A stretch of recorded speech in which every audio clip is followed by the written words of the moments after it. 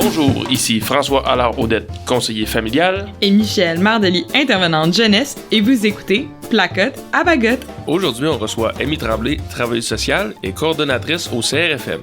On parle de la BSO, des répercussions à la maison et comment on fait pour avancer ensemble avec cette blessure de stress opérationnel. Bonne écoute! Donc, Michel, François, on se retrouve encore une fois pour continuer notre exploration, dans le fond, des blessures de stress opérationnel. exactement. Mais là, plus des signes qu'on va voir à la maison. Oui. Amy!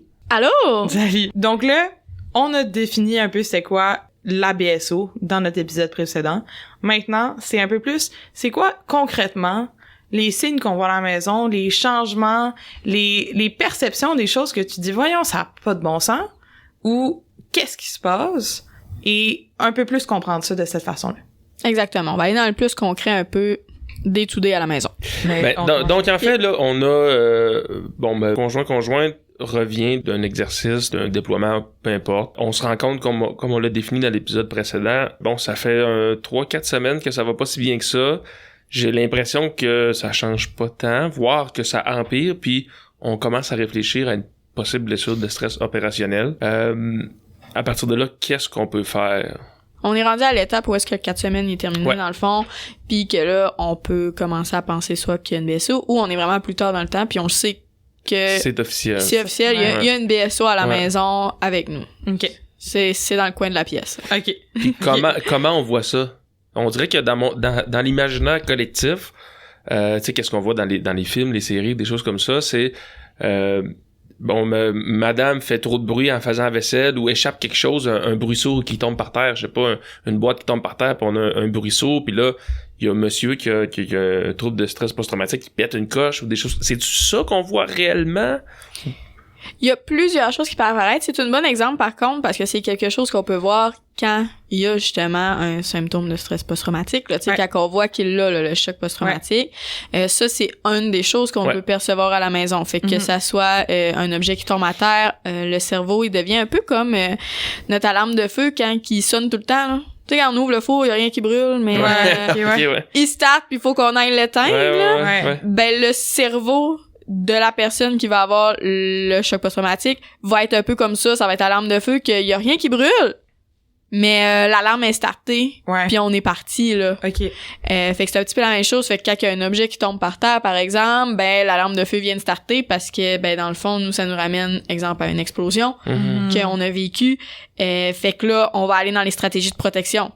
Puis on parle de stratégie de protection, mais on parle pas nécessairement de bonne stratégie de protection quand on est à vivre dans le sujet. Ça peut être justement que le membre, ben, soit qu'il va aller se cacher. Oui, dans les films, ça se peut que ça arrive, la personne va se fâcher. Ça peut être que la personne va se mettre à trembler, qu'elle va rester immobile. Tu sais, on retombe un peu dans le... Fight, flight, freeze en anglais. Mais... Exactement, dans ces 3 types de catégories-là. Tu sais, qu'est-ce qui va se passer? Ça va dépendre un peu de la personne, mais oui, on peut le percevoir ça à la maison. Puis dans une BSO, un peu plus sournoise, là, quand on parlait de celle qui est plus fatigue, celle qui s'apparente à... pas s'apparente, mais qui vient d'une base du deuil, est-ce que ça va être un peu ces mêmes comportements-là qu'on va observer? Au niveau de la réaction qu'on vient de parler, on s'attrait vraiment à un traumatisme parce qu'on parle d'un événement, tu sais, qui peut être remis à des bruits. Tu sais, puis quand on parle de traumatisme, ça peut être un petit peu n'importe quelle sorte d'événement. Tu sais, j'ai parlé à bombe, mais ça pourrait être d'autres choses. Ça pourrait être d'autres choses qui est vécu, qu'on a eu face imminente à la mort. Tu sais, qu'on a pensé que ça pouvait arriver. Mais au niveau de la BSO générale, si on englobe, tu sais, avec les 3 autres, là, comme tu as dit, deuil ou fatigue ou blessure morale, on peut avoir des symptômes, là, toutes similaires, mais ça veut pas dire qu'on va avoir tout. Tu sais, la personne va pas cocher toutes les cases dont on va parler aujourd'hui. Ça se peut que ça soit juste une des choses, ça se peut que ça en soit 6, 10, peu importe, elle peut en cocher. Donc, quoi d'autre qu'on pourrait observer? Par exemple, on peut observer une connexion ardue là, dans les relations, fait qu'on va avoir des difficultés relationnelles. C'est quoi ça que ça veut dire? C'est ça. On a l'impression que mon chum ou ma blonde, ben, est plus connecté avec moi. Elle s'en fout de moi. Elle semble s'en foutre de moi, là. On n'a plus rien, c'est quoi qui se passe? Fait que ça, c'est une des choses qui peut apparaître dans le aussi BSO. La différence entre le avant puis après la BSO aussi.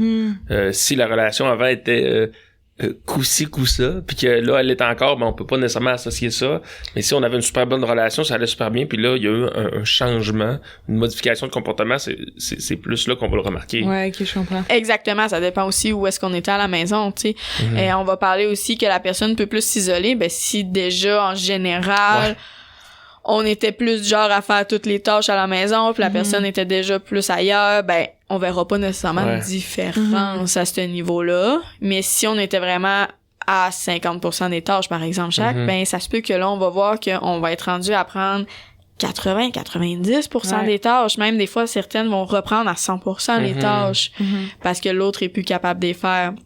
Puis on parle même de tâches de base, là, tu sais, au début, dans l'autre épisode, on parlait de maintenir une hygiène de vie, là, une hygiène personnelle. Mais là, on peut observer une hygiène qui se détériore. Fait que, mettons, quelqu'un qui game tout le temps, qui va presque plus se doucher ou qui va, tu sais, plus prendre soin de sa propre personne, encore moins de quelqu'un d'autre dans la maison. Exactement. On va à tout type de tâches. On va autant dans ces tâches-là, tu sais, notre hygiène personnelle, qu'on va aller à la personne s'occupera même plus de son entrée d'argent. Tu sais, de ses payes, de la gestion, des impôts, de tout ça, ça peut devenir complètement à zéro. Tu sais, la personne peut délaisser absolument toutes les tâches. OK. Qui existent au quotidien, qu'on s'en rend pas nécessairement compte non plus qu'on fait. Qu'on fait mécaniquement, que la paye rentre, je paye mes comptes, je fais ma petite séquence. Exactement. Ça se peut que ça soit rendu difficile. OK. Qu'est-ce qu'on peut voir d'autre comme signe? On peut voir aussi beaucoup de frustration à toute forme d'échec. OK. Fait que, toute forme d'échec, ça peut être juste une interaction qu'on voulait avoir avec soit, notre conjointe ou une interaction avec notre enfant, on n'a plus de tolérance à échouer quelque chose, puis ça vient beaucoup avec le sentiment de culpabilité qui peut augmenter de je suis pas correct, tu sais, parce que la personne se rend compte pareil qu'il se passe quelque chose, tu sais, elle est pas elle est consciente quand même, mais pas en contrôle. Elle est pas en contrôle, mais elle est pas inconsciente. Fait que ça peut devenir avec beaucoup de culpabilité puis de frustration face aux échecs quotidiens. Puis j'imagine, moi j'aurais tendance à me dire j'abandonne. Je laisse tomber, puis je suis pas bon de toute façon, fait que ça marche pas. Mais tu t'en parles, puis ça me fait beaucoup penser à certaines familles avec qui je travaille, là, comme conseiller familial ici. Ça arrive que j'ai mettons un des deux parents, le père qui dit « Hey, avant, là, j'avais plus de patience, je passais du meilleur temps avec mes enfants, puis là, on dirait que je suis plus capable. » Avec ce que tu me dis, je me dis, crime, ça serait un bel endroit pour aller investiguer justement s'il y a eu des BSO, parce que un désengagement parental, ça me fait penser à ça quand t'expliques tout ça, je fais juste des échecs, je suis pas bon, mes enfants ils aiment bien mieux le maire que moi. Ça me parle beaucoup là, qu'est-ce que tu dis. Exactement, et après ça, c'est aller vérifier est-ce qu'il s'est passé quelque chose au niveau opérationnel ou on parle vraiment, tu sais, au niveau personnel qu'il y a eu des choses qui se sont passées, mais oui, tu sais, ça peut nous parler beaucoup. On peut parler aussi, là, tu sais, on parle beaucoup de choses qui vont arrêter de se faire à la maison, mais on peut aussi aller à l'inverse. On peut aller dans quelqu'un qui va rechercher de revivre une dose d'adrénaline constamment, chercher des sensations fortes, réussir à aller renourrir ça un petit peu. OK. Fait qu'on peut voir un peu plus de comportement à risque, mettons. Exactement, la conduite plus rapide. Je vais me mettre à faire de la motocross. Puis je vais faire des jumps. Tu sais, j'ai jamais fait de jump de ma vie, mais là, je m'en vais sur une moto. Puis un genre d'urgence de vivre, là. Ouais, exactement. Un peu dans ce style-là, mais plus comme pour aller chercher l'adrénaline, pas tant pour aller chercher l'expérience. On va dans la sensation et non dans la recherche d'expérience. On peut parler de la consommation aussi, là, j'imagine, à ce moment-là. Absolument. On peut parler de la consommation, de tout type de consommation, autant pour essayer d'atténuer nos symptômes, de se sentir mieux pour que un peu notre tête arrête de tourner. Que de la consommation pour aller chercher l'adrénaline nécessaire. Le petit high de « Oh, tout va bien, puis je suis plus fort que ce que je suis normalement. » Puis de rester fonctionnel. Tu sais, même dans le premier épisode, on parlait de ces gens-là, il y en a qui sont encore fonctionnels. Oui. Puis malgré ces consommations-là, en plus, vont consommer, mais être fonctionnels, même au travail, puis fonctionnels entre guillemets, là, je pense que... Oui, tu sais, la consommation, ça peut être sur nous. On peut ne pas s'en rendre compte que quelqu'un et sous une influence quelconque, là. Ça peut être long avant de découvrir que quelqu'un consomme. Selon comment c'est fait. Y a-tu d'autres signes qui devraient être mentionnés aussi? On peut voir un petit peu une mise en place de scénarios de sécurité Fait que la personne a besoin que son environnement personnel soit sécuritaire. Changer les serrures, ajouter des caméras. Ajouter des caméras, exactement. Ouais. Tout ranger, comme avoir rien qui traîne. Faut que tout soit propre, que je sois prêt à évacuer, autant que je sois prêt à me faire un peu un bunker. Tu sais, comme d'être autant en sécurité à l'intérieur de ma maison que d'avoir besoin de partir. Faut que ça soit disponible pour être capable d'aller me mettre en sécurité. Est-ce qu'on va remarquer aussi, je pense, avec certaines familles, des gens qui veulent plus sortir de leur maison? Absolument. Puis ça peut venir soit par la peur de qu'est-ce qui peut se passer à l'extérieur ou par, les foules, c'est rendu difficile. Ouais. Les bruits. Une anxiété sociale complète, là. Un petit peu une sorte d'anxiété sociale. On peut voir aussi chez certaines familles, on va se mettre à beaucoup écouter les médias. Tu sais, on le sait, là, dans les médias, on a des nouvelles, c'est pas toujours des bonnes nouvelles. Fait que là, on va avoir des gens qui restent encore plus hyper vigilants après ça de est-ce que faut que je me prépare à aller au combat? OK. Tu sais, il y en a que ça va être faut que je me prépare parce que au final ça va pas bien. Ça va pas bien, puis faut que je protège mon pays, là. Ouais. Tu sais, fait qu'on va avoir des gens qui vont rester hyper à s'informer. Aux aguets, mettons, là. Oui, première petite chose qui se passe, mon sac, là, moi je vais écouter les nouvelles avec mon sac de combat prêt à côté de moi, tu sais. Ouais, je comprends. On pourrait être prêt, on pourrait être à ce niveau-là. On peut, pis c'est un peu dans le même sens, on peut avoir peur des foules, mais on peut avoir peur des endroits clos aussi. Ouais. OK. Tu sais, les moments où est-ce qu'on se retrouve seul avec nous-mêmes pis qu'on est coincé. OK. C'est un peu... on dirait que je me dis... Mon Dieu, il y a tellement d'affaires. On peut s'y perdre. Que comment on fait pour gérer tout ça, en fait? À la maison, nous autres, dans l'entourage de la personne, que ce soit la famille immédiate ou même des proches, des parents, frères, sœurs et tout ça, qu'est-ce qu'on fait? Est-ce qu'on est capable d'obtenir de l'aide via, entre autres, mettons, le CRFM ici, ou on a-tu des ressources spécialisées, ou... Absolument, mais on peut venir ici chercher des ressources. C'est sûr que nous, tu sais, le travail va être pour aider la famille. Fait encore là, on travaillera pas avec le membre que la BSO. Sinon, il y a SSBSO, comme on a parlé, qui va pouvoir faire de l'accompagnement. Peux-tu nous rappeler l'acronyme? C'est soutien social pour les blessures de stress opérationnel. Good. Il y a un volet familial, donc un soutien social, puis un volet pour le membre qui pourrait avoir la blessure de stress opérationnel. OK, donc là, concrètement. Oui. Qu'est-ce qu'on fait à la maison? L'étape 1, par contre, c'est de se rendre compte de nos propres sentiments à nous. OK. Comme en tant que conjointe. Conjointe ou même parent. Parce que ça peut être aussi notre enfant qui revient avec une BSO. Fait que c'est important. Puis des fois, il peut revenir à vivre à la maison aussi, tu sais. Fait que il peut être proche ou peu importe. Fait que tu sais, la première étape, c'est vraiment de reconnaître, tu sais, que ça peut être difficile. Ouais. Que ce qu'on vit, c'est important autant que ce que l'autre personne vit. OK.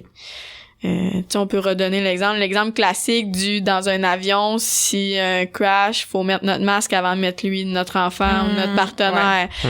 Mais ça revient au même, c'est important de prendre soin de soi si on veut être capable de prendre soin des autres. Fait que ça serait l'étape numéro 1. Après ça serait important de voir aussi, est-ce qu'on peut obtenir du soutien ailleurs? Parce que ça se peut qu'on revienne avec plus de tâches. Ouais. Tu sais, puis si on arrive d'une période aussi de 6 mois que la personne est en déploiement, tu sais, ou peu importe, ou qu'elle était pas en déploiement, si on a plus de tâches, est-ce que nous, on est capable d'aller chercher du soutien ailleurs? Que ce soit avec un aide ménagère, tu sais, selon nos moyens, l'entourage qu'on a. Est-ce qu'on est capable d'avoir du soutien parce qu'on vient de reprendre 100% de la tâche de la vie familiale? C'est intéressant aussi parce que, bon, admettons, ma conjointe est partie pour 4 mois de déploiement. J'ai organisé un système autour de moi, peut-être de la famille qui vient m'aider, femme de ménage et tout ça, pour venir me donner un coup de pouce durant l'absence. Puis là, on a tendance à, quand mon partenaire revient, j'ai plus besoin de tout ça, là. On va retomber normal, tu sais. Fait que c'est peut-être d'extensionner aussi ces services-là ou de les garder pas loin dans la poche arrière, de dire, hey, c'est vraiment merveilleux toute l'aide que tu m'as apportée, mais ça se peut que j'ai encore besoin quand mon partenaire va revenir. Ouais. Ça me fait penser à ça, là. Absolument. Puis tu sais, on a l'enjeu aussi que quand on parle de santé mentale, on n'est pas comme une santé physique. Tu sais, notre conjoint revient, il a le pied cassé. On le sait que dans un moment précis, pendant tant de temps, on va pallier aux activités de la vie quotidienne. Tu sais, puis c'est visible, puis on le sait qu'il va y avoir de la physio, puis on le sait que c'est ça. Dans un niveau de santé mentale, on le sait pas, ça peut prendre un temps très varié entre ça se peut qu'en quelques mois la personne ça soit 100% correct, comme ça se peut que ça prenne des années.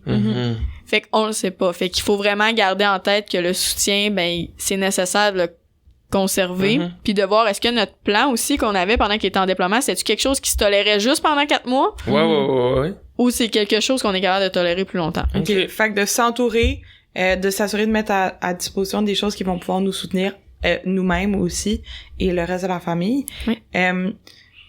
Qu'est-ce qu'on fait s'il y a des crises justement à la maison? Où est-ce qu'on accepte certains... Tu sais, la ligne d'accepter des comportements on dirait que pour moi c'est flou. Elle est très mince la ligne, tu sais, on se dit moi j'aurais jamais accepté ça, mais là on va être porté à l'accepter parce que on donne l'excuse un petit peu à l'autre de ben c'est un problème de santé mentale, tu sais, c'est pas de sa faute, ça a été causé. Fait que la ligne est très mince. L'important, je pense, c'est de faire, tu sais, justement, soit en nous voir ou si vous êtes capable de le faire personnellement, est où ma limite? C'est quoi que j'accepte? Puis c'est quoi que j'accepte pas du tout. S'il y a des crises, tu sais, c'est sûr qu'on va dire, essayez de vous retirer. Tu sais, parce que c'est plus facile, nous, se retirer d'une situation que de demander à la personne de quitter. Fait que ça va être plus facile, par exemple, si on a un enfant, de dire, va dans ta chambre, va jouer. Puis c'est important de se rappeler aussi au niveau de ce rôle-là que, oui, toute personne peut avoir des doutes dans la vie, qu'elle vive ou non avec une personne qui a un problème de santé mentale, c'est normal d'avoir un doute sur je fais-tu la bonne chose, je fais-tu pas la bonne chose. Fait que se rappeler que OK, c'est bon de se questionner puis de pas toujours, tu sais, des fois on va se dire je suis peut-être pas bonne, mais on peut tous avoir ce sentiment-là un jour ou l'autre. Fait qu'il faut voir après qu'est-ce que je peux faire pour changer ça. Ouais. Ça veut pas dire je sais que là, on met notre propre limite, puis on s'assure de se respecter là-dedans. On remet quand même sur table que au niveau il y a des choses qui ne sont pas acceptables, maladie ou non. Exactement. Blessure ou non. Fait que, tu sais, de la violence physique, psychologique, de l'abus, ça reste que c'est des situations que faut aller consulter, faut aller chercher de l'aide, là. Exactement. Puis il y a divers professionnels, autant au civil que au sein du milieu militaire qui peuvent vous aider, puis c'est important de pas accepter l'inacceptable, comme on dit. C'est ça, absolument. Il faut noter qu'accompagner, c'est pas tout faire à la place de la personne. Ça, c'est important. C'est ça, parce que sinon, on infantilise le membre. Exactement, puis on lui enlève des choses qui, après ça va être plus dur de réintégrer dans son quotidien selon son rétablissement. C'est bien d'accompagner sans 100% tout faire. On peut pas tout faire à la place de l'autre de toute façon. Parce que j'avais comme peur que dans le message qu'on était en train de vous dire, ça sonnait comme vous devez tout prendre sur votre dos. Puis voici tout ce qui se passe dans la tête de ce membre-là, mais vous avez pas à tout prendre non plus, puis vous avez le droit de mettre vos limites, puis c'est ça qui est important aussi. C'est important de prendre soin de vous, puis on le dit souvent, prenez du temps pour prendre soin de vous. Mais ça veut dire quoi, ça? Je sais qu'on n'a pas nécessairement le temps d'aller prendre un bain, puis que c'est pas ce qui fonctionne, tu sais, notre tête arrête pas quand on est dans notre bain. Mais quelle petite chose qu'on peut laisser de côté qui va faire en sorte que ça va nous soulager un peu. Parce qu'on peut pas tout faire tout le temps sur une longue période, là. Comme on peut pas prendre tous les combats non plus. On pourrait pas se dire que tout est encore important, puis tout, je dois donner tout à 100%. Il y a peut-être des affaires que, tu sais quoi, je vais peut-être abandonner le pelletage, puis s'il va pas, je vais arrêter de pousser le clou aussi, là. Tu sais, y a-tu des combats qu'il faut qu'on observe de peut-être laisser aller, tu sais, je sais pas. Il y a des choses qu'il faut laisser aller parce qu'on peut pas tout travailler en même temps non plus. Tout travailler en même temps, on risque plus de s'épuiser puis d'aller vers soit un échec ou une insatisfaction. Tandis que si on se focus plus sur une chose à la fois, ou du moins pas 10 en même temps, ben ça va mieux aller quand même. On a plus de chances qu'il y ait un avancement. C'est compliqué. C'est compliqué. Puis sinon, est-ce que en tant que partenaire, est-ce qu'on en parle du diagnostic ou de la blessure de stress opérationnel, ou on laisse ça au professionnel, tu sais, dans le sens le gars, écoute, là, je pense que c'est tes symptômes qui reviennent, il s'est passé telle affaire. Est-ce qu'on en parle? Est-ce qu'on l'adresse ou est-ce qu'on s'efface temporairement? Ou... C'est le petit bout qui est un petit peu plus difficile parce que ça va dépendre de la personne qui a la blessure. OK. Il y a certaines personnes avec la blessure qui seront pas capables d'en parler puis qui voudront pas en parler parce que pour le moment, ça vient trigger. Ça vient jouer sur la blessure. Puis des fois, il faut aussi contrer que on peut parler de la blessure, mais on n'a pas besoin de savoir qu'est-ce qui est arrivé. OK. Ça, c'est très important. Tu sais, mettons, on parle d'un trauma, on n'a pas besoin de tout savoir, d'avoir les images aussi du trauma. C'est pas nécessaire pour accompagner la personne. Ça se peut que la personne ne veuille pas vous le dire non plus pour vous protéger. Ouais, c'est ça. Ouais. Parce qu'au final, la personne est en train de vivre difficilement avec cette situation-là. Fait que pourquoi je vais lui mettre ce fardeau-là de savoir ça? Exactement. Ce qui fait encore plus que la personne va être plus secrète un petit peu envers qu'est-ce qui s'est passé. Ouais. Mais on peut travailler avec la personne pour trouver une solution de comment qu'on fonctionne aujourd'hui. Sans essayer de revenir comment qu'on fait pour revenir à avant qu'il y ait cette blessure-là qui est arrivée dans nos vies, mais plutôt comment qu'on fait pour maintenant fonctionner avec elle. Vivre avec. OK. Puis ça, on peut en parler à la personne parce que la personne peut vous donner des cues sur, s'il se passe ça, tu sais, quitte ou fais ça, ou moi, je vais faire ça, ou... Tu sais, parce que si on apprend à se connaître de plus en plus au travers de la blessure. Puis ça, je le fais toute seule avec mon conjoint ou justement, les services que tu disais chez SSBSO ou que toi tu donnes peuvent nous accompagner là-dedans? On peut offrir de l'accompagnement là pour les familles, pour les aider, mais c'est sûr que si vous voyez que vous avez l'opportunité de le faire avec la personne, vous pouvez le faire. C'est ça le petit niveau de gauge de voir est-ce qu'on est capable. C'est sûr qu'en premier, je vous dirais essayer d'avoir une conversation. Parce que c'est sûr qu'après ça, faut vous faites passer le fait que on va aller consulter, tu sais, qui peut être aussi difficile. Fait que je vous dirais peut-être essayer sans vous mettre non plus, tu sais, on reste dans les limites de l'acceptable. Si vous êtes en danger, on va toujours vous dire vous quittez la situation, vous vous mettez en, tu sais, faut vous mettre en sécurité, faut que vous vous protégez dans tout ça. Fait que faut que vous vous dites je peux essayer tout en restant en sécurité. Oui. C'est important de faire la petite nuance. Absolument. Fait que dans la mesure du possible, puis c'est de prendre des pauses. Tu sais, de prendre, ça se peut aussi que la conversation qu'on ait besoin d'avoir, même si c'est une conversation de 15 minutes, ça se peut qu'on fasse un 2 minutes, qu'on prenne une pause de 10, qu'on en revienne un 2, tu sais. Ça se peut-tu qu'il y ait aussi un deuil à faire sur comme un état de relation? Tu sais, mettons, je me dis, moi, avant, avec mon conjoint, j'étais capable de faire toutes ces activités-là, d'aller au resto, de sortir, de s'amuser. On pouvait s'amuser en famille. Je sais que dans le prochain épisode, on va en parler un peu plus là au niveau familial, mais ça se peut-tu que moi, faut que j'accepte qu'il y a des choses qui reviendront pas comme avant, soit que ça sera pas pour tout de suite, là. Oui, en effet, tu vas avoir un deuil, puis c'est de baisser un petit peu aussi nos attentes d'avant qu'on avait envers l'autre personne. Ça se peut qu'on ait besoin de les réajuster. OK. Tu sais, de voir en ce moment, c'est quoi mon besoin que j'ai. Ouais. C'est où qu'il se situe, puis de l'ajuster selon la situation. Mais oui, il va falloir faire un deuil un petit peu de la personne qu'elle était avant, parce qu'elle redeviendra pas la même personne. Tu sais, comme dans tout, les expériences nous forgent notre personnalité, puis on change au travers du temps. C'est juste que là, c'est encore plus visible que la personne va être changée. Tu sais, on est encore plus... Mais cette personne-là peut s'en sortir. Cette personne-là peut s'en sortir. C'est ça, Cette personne-là peut s'en sortir, ça peut revenir, ça se peut que ça change, ça se peut que ça prenne un autre format. Des fois, on pense pas à ça, mais tu sais, comme on revient parce que l'exemple des blessures physiques est facile, mais quelqu'un qui reste avec un problème de jambe, mais qui a toujours participé aux activités, ça se peut qu'à la place de faire l'activité sportive, elle va être lui qui tient le chrono, qui encourage, tu sais, ça se peut que... Qui va être là, mais autrement. Là, mais autrement. OK. Fait que des fois, c'est de voir comment qu'on peut faire autrement. OK. Ouais. Puis comme on a dit tantôt, d'avancer quand même à travers ça, parce que ça va pas nous stagner là, ici, maintenant. Non, exactement. La situation va évoluer. Ouais. Okay. D'une manière ou d'une autre, elle va faire son bout de chemin, puis elle va changer, là. Puis, mettons que la personne avec qui je suis, l'aide, c'est encore difficile à aller chercher. Moi, je peux quand même aller en chercher, puis aller me faire soutenir dans tout ça. Oui, absolument, parce qu'au final, l'aide aussi qu'on va aller chercher reste confidentielle. Ouais, okay, fait que même si, par exemple, quelqu'un vient me voir au CRFM, je vais pas aviser son conjoint. Ou la chaîne de commandement. Ou la chaîne de commandement. Cette famille-là est suivie parce que telle raison, fait que ça l'impactera pas non plus votre conjoint dans son métier. Si justement on parle de quelqu'un qui est encore très fonctionnel au travail, ben ça l'impactera pas au niveau de son travail, de s'il veut faire évoluer sa carrière, ben moi, vous venez me voir, je vais pas jouer là-dessus. Non, c'est ça. Puis la chaîne de commandement le saura pas. Puis ça, c'est pour tous les services au CRFM aussi, absolument. là. On s'entend, là. Ouais. OK. Je dirais que ce serait important de comme terminer sur un peu une chose positive, c'est que dans tout ça, dans la BSO, je vous inviterais de voir qu'est-ce qui va encore bien à la maison. Parce que oui, là, en ce moment, on a beaucoup axé sur il y a des comportements qui vont changer, il y a des choses qui vont moins bien aller.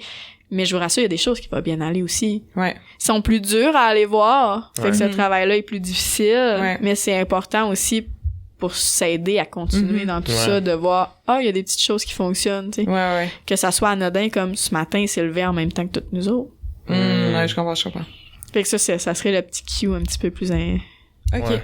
Dans le prochain épisode, Amy, on parle un peu plus de la relation avec les enfants, comment accompagner les enfants à travers la BSO d'un parent, puis un peu plus les signes familiales qu'on peut observer.